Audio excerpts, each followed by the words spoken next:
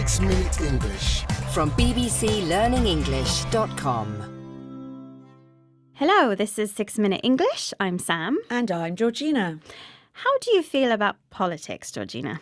Well, there's a lot around at the moment. Yes, indeed. One thing I would like to see in politics, particularly British politics, is more women in Parliament. About 34% of our MPs are women, which is the highest it's ever been, but it's still not close to 50%. In order to be elected, though, you first have to stand, don't you? Yes, we use the verb stand when you are a candidate someone can vote for. Women in politics is our topic today. Before we get into it, today's question. Which country has the highest percentage of women in its parliament?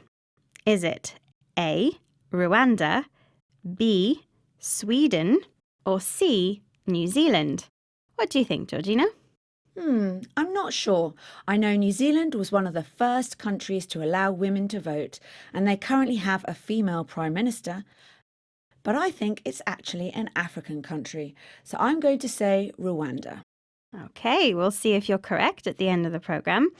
There are a number of projects in the UK at the moment trying to get more women interested in standing for Parliament.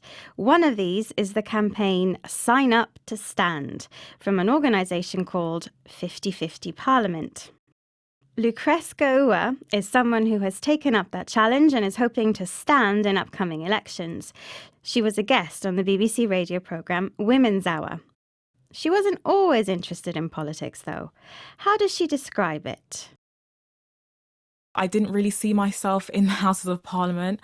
When we see it on TV, it looks extremely boring. Politics looks boring, especially as a young person. And so when I saw that 50/50 Parliament were including women and including young women and including a diverse range of young women, I thought, wow, this is really for me and it can be for me. So I decided to sign up to stand. And ever since, I've just been excited at the prospect of me standing for Parliament. So what was her original feeling about politics? Boring. She thought it was boring, particularly as a young person. In fact, she couldn't see herself as a politician. She couldn't imagine herself doing it. She says that she's now excited at the prospect of standing. What does she mean by that? The prospect of something is the possibility of something.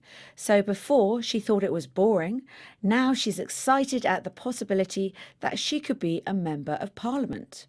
So what was it that made her change her mind and think that politics wasn't so boring after all? Here's Lucreska Ua again. I think everybody has a politician within them because we all get angry about something. But unfortunately, when we see it, it's all jargon. It's not words that we can understand as even just as a working class person who hasn't, been to a private school and who's come from a disadvantaged background. And so I realised, politics is for absolutely everybody. It's just the way that you speak about it that has to be tailored to everyone. One of the things she didn't like about politics was the jargon. Well, no one likes jargon, do they? Jargon is the very specific language and vocabulary relating to a particular profession. Inside the profession, people know what it means, but from outside, it can seem very complicated and confusing. Lucrece said she came from a disadvantaged background. This means that when she was growing up, her family didn't have very much money, and that made life and study very difficult. But even though, or maybe because she came from a disadvantaged background, she has become interested in politics and thinks that it can be something for everyone. But rather than use jargon, you have to tailor the way you speak for everyone. To tailor something is to make it fit. In the same way that a tailor makes clothes fit, you can tailor your language to make it easy for everyone to understand. And one way to do that is to cut out the jargon. That's just about all we have time for today, but before we review the vocabulary, it's time to get the answer to today's quiz question. Which country has the highest percentage of women in its parliament? Is it A, Rwanda, B, Sweden, or C, New Zealand? Georgina, what did you say? I made an educated guess of Rwanda. An educated guess and a correct guess. Well done. And well done to everyone else who got that right too. According to 2019 figures, Rwanda's parliament has over 60% women MPs. Go Rwanda.